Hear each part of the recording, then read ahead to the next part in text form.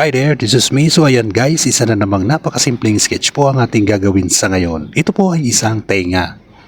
Ang tenga o ears ang organong pangdama na ginagamit sa pandinig ng mga tunog.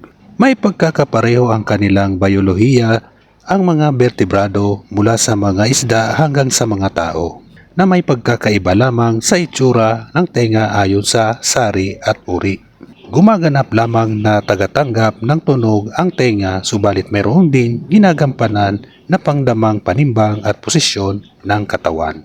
Bahaging sistemang auditoryo ang tenga. Tumutukoy ang pang-uring aural, huwag ikatakot sa salitang aura sa lahat ng bagay na may kaugnayan sa tenga. Halos lahat ng mga hayop ang nakikitang tenga sa isang pilas na laman na karaniwang ding tinatawag na pina sa larangan ng anatomiya.